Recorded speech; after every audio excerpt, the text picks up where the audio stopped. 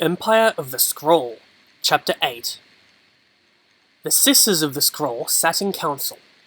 It had only been a short time since they had done the unthinkable. Allow a Skrall leader and elite warrior to walk out of their camp, alive. But a bargain had been struck. The freedom of the two arrogant males in return for information on the location of a great being named Angons. "I do not believe their tale," one of the female Skrall whispered. "Why would Angons have remained when the other great beings fled? Why would he be there?" "As a guard?" the leader of the sisterhood asked. "They say there is great power there. Power that can make someone an emperor, or an empress.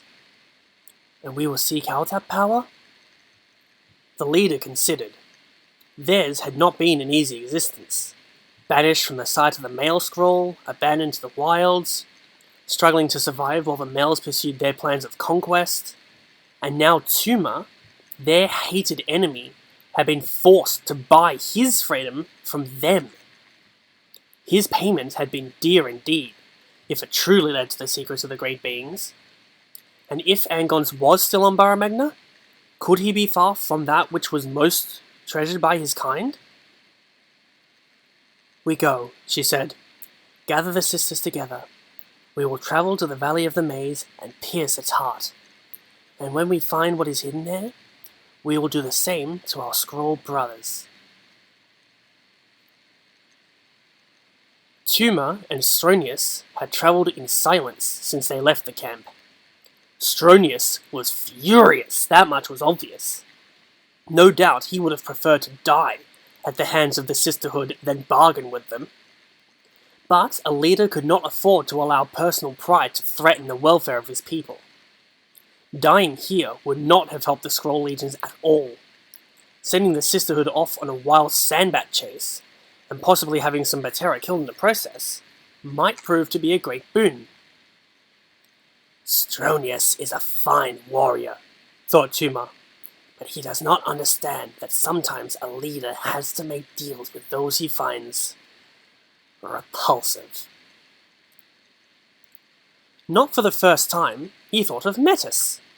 The Ice Agori had proven somewhat useful up to now, helping to strike deals with the Bone Hunters and providing information on the defences of the various villages and the skills of their Glatorian. Lately, he had promised to share the secret of how to defeat the shape-shifting Batera, but he had yet to deliver on that pledge. Privately, Tuma doubted Metis truly knew anything of use on the subject. But he preferred to keep the Agori close by for now, at least until the second phase of the war against the villagers had begun. Better to let him keep thinking his best interest lay in an alliance with the Skrall than risk him betraying battle plans to the Glatorian. A traitor, after all, can never be trusted. Once the war was over and the Agori had been subjugated, of course, things would be different. Metis' usefulness would be at an end, along with his freedom. And quite possibly, his life. He was a viper, and Tuma had no wish to suffer his company any longer than was necessary. The Skrall leader abruptly stopped. The pass up ahead was narrow and dotted with trees. He and Stronius had travelled through it on the way to meet with the sisterhood earlier that day, and met with no incident. But things had been different then. For one thing, there had been fewer trees. "You see it?" Tuma said as softly as he could. "Of course," Stronius answered. "An ambush, no doubt. Well, we will make them regret this day before we're through." "Will we?" said Tuma.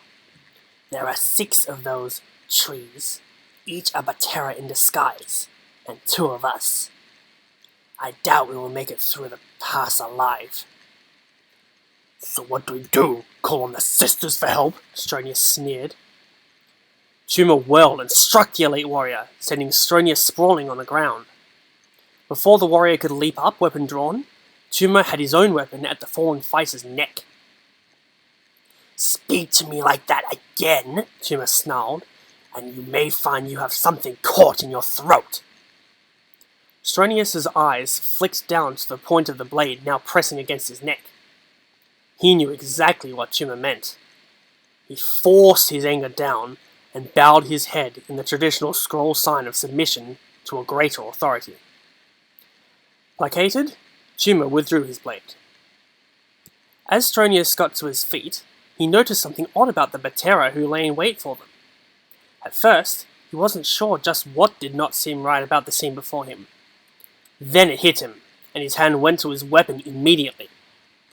"The roots," he said. "Look at the roots!" Tuma did as he asked. Batera disguises were traditionally thorough. If one changed its shape to look like a rock, it could be mistaken for a rock that had been in place for years. If another became a plant or a tree, there was nothing to give away that it had not been growing in that spot for ages. Even the roots of the trees looked to be buried deep in the ground, an incredible illusion. Only the roots of these new trees in the past were not growing down into the dirt. Instead, they were resting on the surface, and some were torn and ragged. Either the Batera were getting sloppy, or... "Those trees have been uprooted and placed there," said Tuma. "They wanted us to see them and mistake them for our enemy. And that means..." Ah! Pain exploded in the center of Tuma's back. He hit the ground, even as two Batera emerged from the rocks behind them. Or rather, the Batera had been the rocks behind them. They had run a double bluff, focusing the attention of their prey on a fake ambush in front of them, while the true trap was behind them. "They are growing more clever," thought Stronius. "Here's hoping we'll live long enough to share that cheerful bit of news with Roxtus." Silently, the Batera advanced. Stronius readied himself for battle. He and Tuma would die with honor at least. There would be no deal struck with this enemy. He raised his war club, and, with a guttural yell of rage, Stronius charged. To be continued.